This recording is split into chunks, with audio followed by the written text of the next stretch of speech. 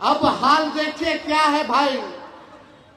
नीतीश कुमार जी बिहार के मुख्यमंत्री हैं तो बीजेपी के बदौलत, और नरेंद्र मोदी जी प्रधानमंत्री हैं तो नीतीश जी की बदौलत।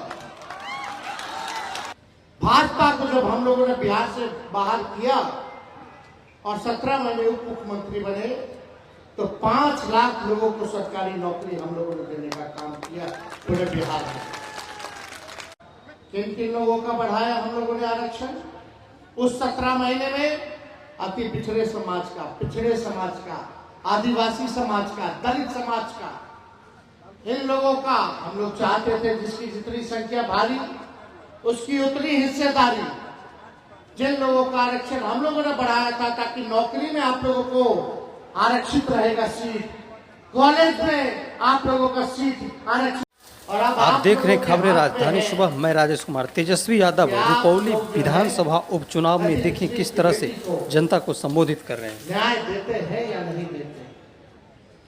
इस चुनाव से कोई सरकार गिरने और बनने वाली नहीं है, लेकिन एक तमाचा वैसे सरकार पर लगेगा जिस सरकार ने बेरोजगारी बढ़ाने का काम किया, जिस सरकार ने महंगाई और गरीबी बढ़ाने का काम किया, और जिस सरकार ने आरक्षण को खत्म करने का प्रयास किया और देश के संविधान को खत्म करना चाहते हैं। बिहार में जनता उसी के साथ है जो बेरोजगारी हटाएगा, जो महंगाई हटाएगा, जो गरीबी हटाएगा, जो कारखाना देगा, जो किसानों का आय दुगुना करेगा, जो आरक्षण की सीमा को बढ़ाएगा, जो संविधान और लोकतंत्र को बचाएगा, जो विकास की बात करेगा, जो भाईचारे की बात करेगा।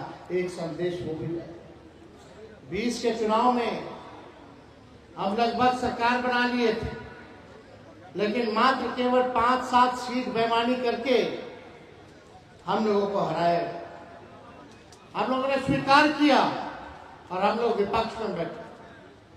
हम लोगों की लड़ाई बेरोजगारी के खिलाफ चलती रही, और जब हम 17 महीने उप मुख्यमंत्री बने, भाजपा को जब हम लोगों ने बिहार से बाहर किया और 17 महीने उप मुख्यमंत्री बने तो 5 लाख लोगों को सरकारी नौकरी हम लोगों ने देने का काम किया पूरे बिहार में। स्वयं सहायता समूह जितनी हैं उनके मानदेय को हम लोगों ने बढ़ाया, दुगुना किया। हम लोगों ने जाति आधारित गणना कराया और उसी जाति आधारित गणना के हिसाब से 75% जो है आरक्षण की सीमा हम लोगों ने बढ़ाया। किन किन लोगों का बढ़ाया हम लोगों ने आरक्षण? उस 17 महीने में अति पिछड़े समाज का, आदिवासी समाज का, दलित समाज का, इन लोगों का हम लोगों ने जो है आरक्षण बढ़ाने का काम किया।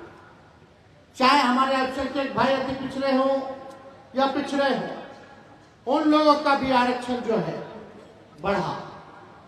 लेकिन जिसका डर था, हम बोल रहे थे बार बार पिछले चुनाव में कि भाई ये सरकार अगर बन जाएगी तो ये लोग आरक्षण को खत्म करना चाहते हैं, संविधान को खत्म करना चाहते। चुनाव खत्म हुआ लोकसभा का, जो हम लोगों ने 75% आरक्षण की सीमा बढ़ाई थी उसको भाजपा के लोगों ने कोर्ट में जाकर के रुकवाने का काम किया। अब जो भी बहाली निकलेगी, कहीं भी सरकारी कॉलेज में आप जाओगे, पिछड़ा समाज के लोग, अति पिछड़ा समाज के लोग, आदिवासी या दलित भाई, तो इस आरक्षण का फायदा आपको नहीं मिलेगा, ना एडमिशन में ना नौकरी में। यही बीजेपी की सरकार है।